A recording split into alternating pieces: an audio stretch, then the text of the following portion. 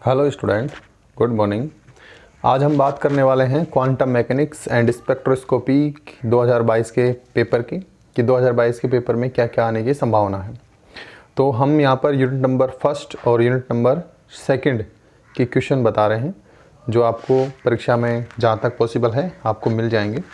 सबसे पहले हम डिस्कस करेंगे कि आपका जो पेपर पैटर्न है वो किस तरह से है। वैसे आपने काफ़ी पेपर दे चुके हैं तो आपको पता भी होगा, लेकिन फिर भी मैं एक बार आपको बता देता हूँ कि जैसे मान लीजिए कि आपको क्वेश्चन नंबर 1 और क्वेश्चन नंबर 2 अथवा के अंदर दे रखे हैं और आपको ऐसा लगता है कि हमें दोनों ही आते हैं, तो आप इसमें से दोनों को हो कर सकते हैं, दोनों ही क्वेश्चन को अटैम्प्ट कर सकते हैं।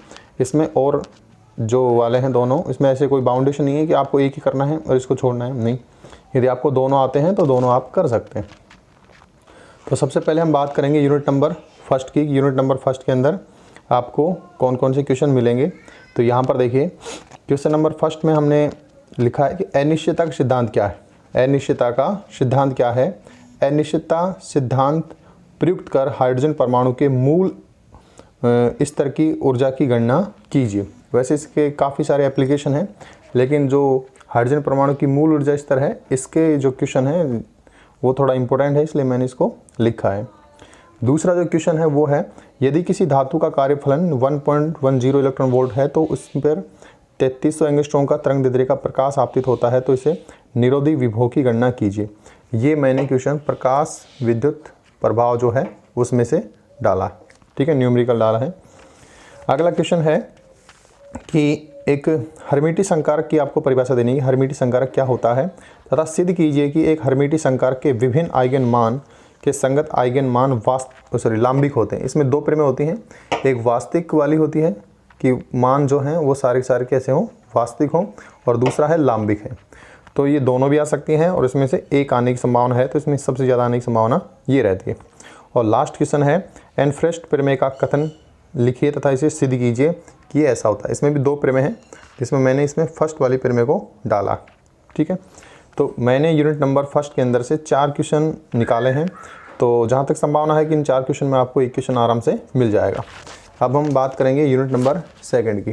वैसे यूनिट नंबर सेकंड में मैंने केवल 2 क्वेश्चन डाले हैं। पहला है विभव CD क्या है और E<V0 के लिए कण की गति की विवेचना कीजिए। तो ऐसा क्वेश्चन आता है तो आपको इसके अंदर परावर्तन गुणांक और पारगम्य गुणांक की गणना करनी होती है, ठीक है। और इसके अलावा मैं आपको बता देता हूँ एक बार विभव CD बना करके कि ये विभव CD है, तो इसमें हमारे पास ऊर्जा ये है और ऊंचाई ये है।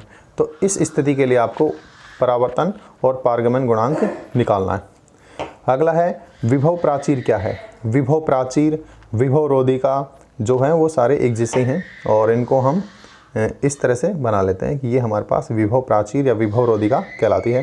पोटेंशियल बैरियर भी बोलते हैं इंग्लिश में अपन, ठीक। क्वांटम यांत्रिकी की सहायता से सिद्ध कीजिए कि प्राचीर की ऊंचाई Vx से कम ऊर्जा वाले कण की प्राचीर पारगमन की सदैव एक परिमित प्रायिकता होती है।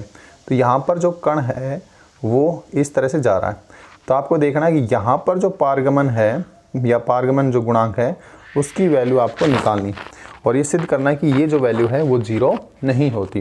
यानी कि कुल मिलाकर के आपको पारगमन गुणांक की वैल्यू याद करनी है, जिससे हम ये कह सकते हैं कि भाई कण विभव प्राचीर को पार करके चला जाता है। तो यूनिट नंबर सेकंड के अंदर मैंने 2 क्वेश्चन लिए हैं और दोनों क्वेश्चन में आपको एक क्वेश्चन आराम से मिल जाएगा इसमें। और यदि आपने यूनिट नंबर 3 और 4 तैयार की है तो आप कमेंट करके बता सकते हैं, मैं यूनिट नंबर 3 और 4 के भी मोस्ट क्वेश्चन बता दूंगा।